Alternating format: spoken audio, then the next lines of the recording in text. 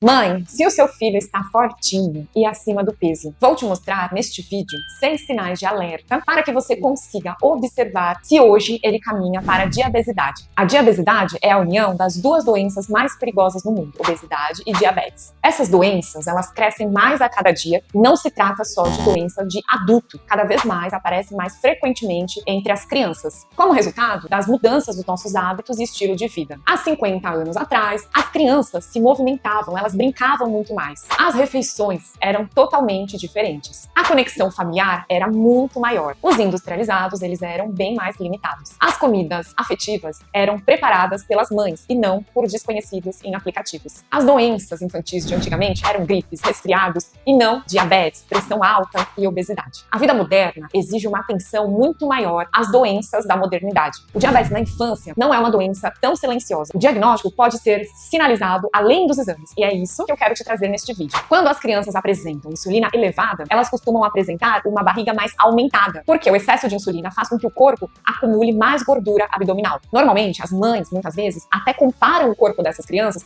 com o corpo do personagem Bob Esponja, mais quadrado e estufado. Esse quadro torna o processo de emagrecimento mais difícil, mesmo quando a criança faz uma dieta, faz uma alimentação saudável e pratica exercício. Isso acontece porque a insulina elevada, ela joga contra o processo de emagrecimento.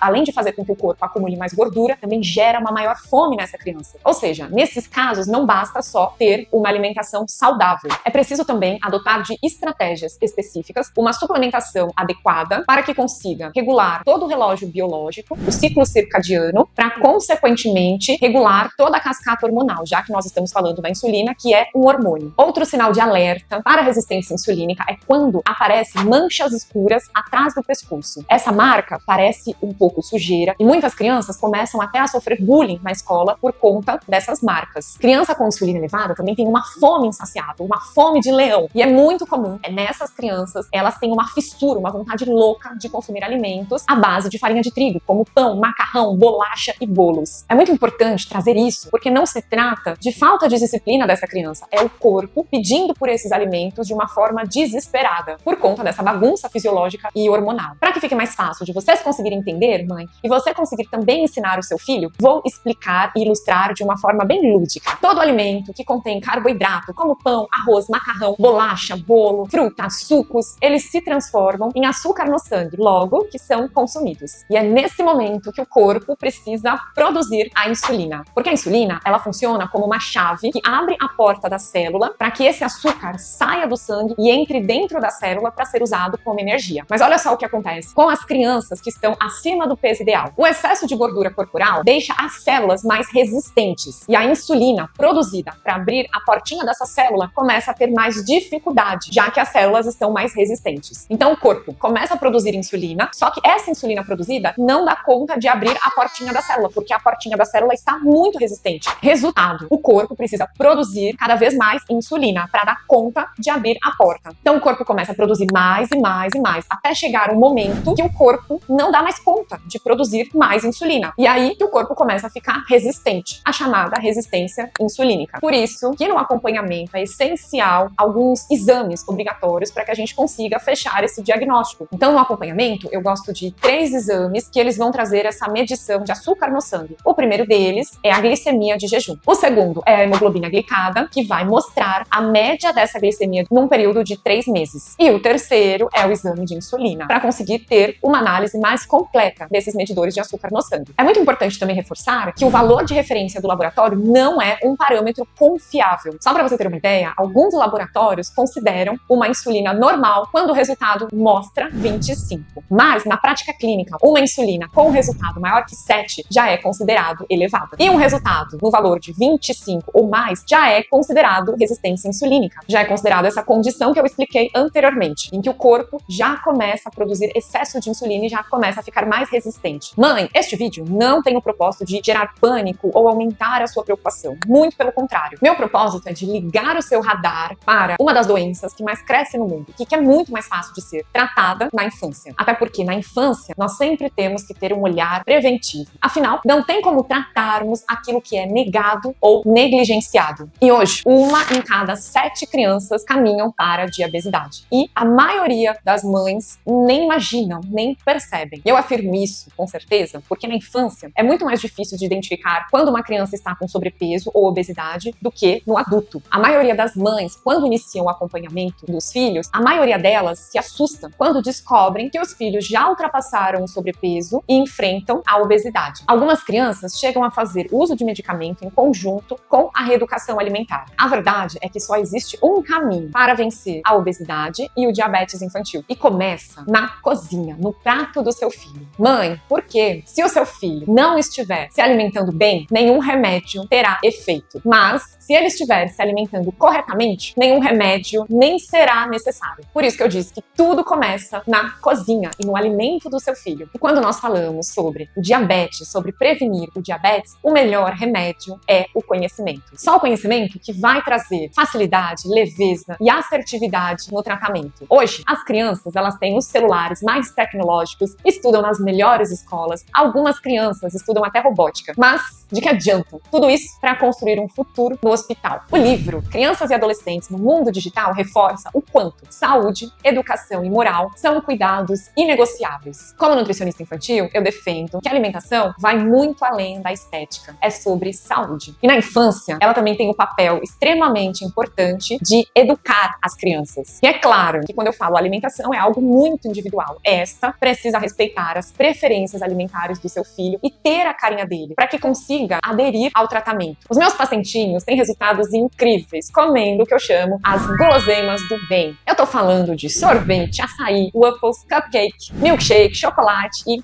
entre outros. É claro que todas essas guloseimas do bem eu transformo de uma forma estratégica como aliado do tratamento, inserindo proteínas, fibras, gordura de boa qualidade, bioativos, compostos antioxidantes, anti-inflamatórios para conseguir reduzir os picos insulínicos. Porque eu sempre falo que uma alimentação saudável é totalmente diferente de uma alimentação individualizada, principalmente para que a gente consiga agir de forma estratégica nessa condição. Até porque não adianta inserir alimentos saudáveis que são ricos em carboidratos, sucos, frutas, pães integrais, mesmo que são alimentos saudáveis, vão promover picos insulínicos, que, consequentemente, vai contra toda essa linha de raciocínio que eu expliquei. Eu fiz questão de mostrar alguns exemplos para que você consiga entender o quanto que é muito importante a comunicação, ter a carinha da criança. O propósito principal do acompanhamento é de encantar e encorajar para que a criança consiga percorrer todo o tratamento. E para isso é essencial colocar a criança como protagonista. Até porque não precisa ser gostoso para mim, nem para você, e sim para a criança. Esse é o tratamento que eu defendo. Mãe, e se você quer melhorar a alimentação do seu filho e a saúde de uma forma leve e gostosa, claro, no meu Instagram, Nutricionista Infantil, nós temos lives toda quarta-feira às 14 horas. Te espero lá junto com outras mães que também buscam o mesmo objetivo. Até!